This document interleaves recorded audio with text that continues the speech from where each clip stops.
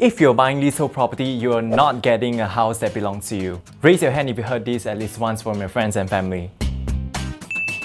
Welcome back to the channel. My name is Dylan, and yes, today we are unveiling the myth of land titles. We'll talk about the differences between freehold and leasehold, the pros and cons, and which one should you go for, and more. Alright, let's get into it. Owning a freehold property means you own the land where the property is built on. And you can do whatever you want to the property in terms of land usage and structural changes. If you bought a property in the right location, the capital appreciation will very likely to increase over the years. By that, it gives the property a good resale value in the future. You can also sell the property faster as there are fewer limitations on transferring the land. The downside of freehold property is it's generally 20% more expensive compared to leasehold. And because of that, it results into a lower rental yield due to high entry point, if it's for investment. Does freehold last forever? No. According to Land Acquisition Act, the land reserve all rights to take back a freehold land if it gets in the way of the developments that they think will benefit the citizens or the economy, such as building MRTs. In such cases, the owners will be compensated based on the land current market price, which is evaluated by government's valuers. There is one infamous example, Ampang Park Shopping Centre.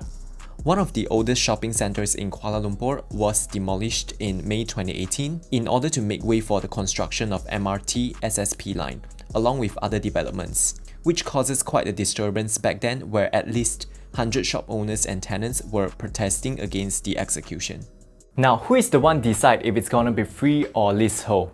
You're right, government. If you think about it, the reason why it's leasehold is because government think it is a land with potential. Therefore, they want to reserve it for future developments. If you notice prime areas like in KL like Sunway, Damansara or Bukit Bintang, the properties are mostly leasehold. Or if say Johor, property near first or second link customs are mostly leasehold. It's an obvious sign. The good thing about leasehold property is its general cost lower than freehold. Such properties have higher rental yield since the entry point is lower. Also, developers will usually provide better facilities and more incentives to purchasers to stay competitive in the market. The downside is it generally starts to depreciate after 30 years. If you decide to sell off your leasehold property, you have to seek consent from the state. And the process can be quite time-consuming. The transfer process alone takes 4 months. Overall, the process may take 6 months up to 1 year. There can also be a problem when it comes to financing for leasehold property that is running out of tenure. If it's less than 30 years, bank will most likely to reject the loan application of the buyer. There are 3 ways you can go by when your leasehold property is expiring.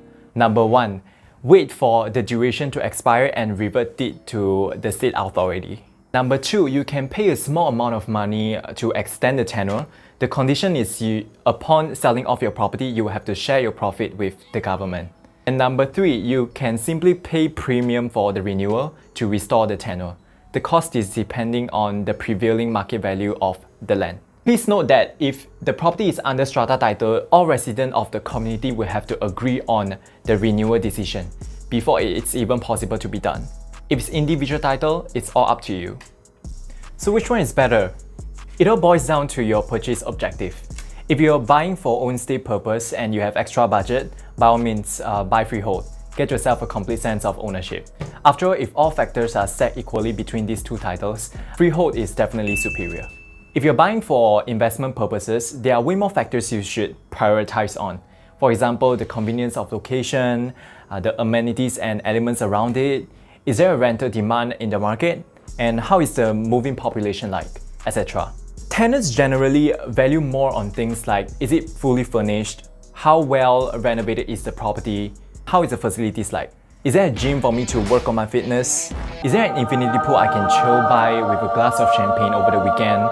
Now, let's be real, if you're renting a place to stay, will you pay an extra 300 bucks just because it is freehold? Of course not. Remember, the goal is to squeeze the maximum ROI out of your property.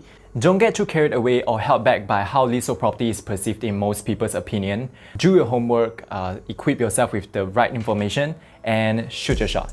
In conclusion, property's land tenure should not be the only deciding factor when you're buying a house.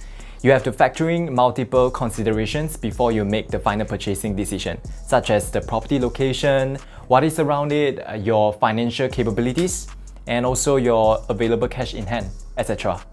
At the end of the day, regardless of the land title, it's way more important to settle with a house that is in line with your purchase objective, and also a property that fits your wants and needs the most. And that is all for today. Thanks for watching. Don't forget to subscribe, like, and click the bell, so I'll see you in the next one. Bye bye.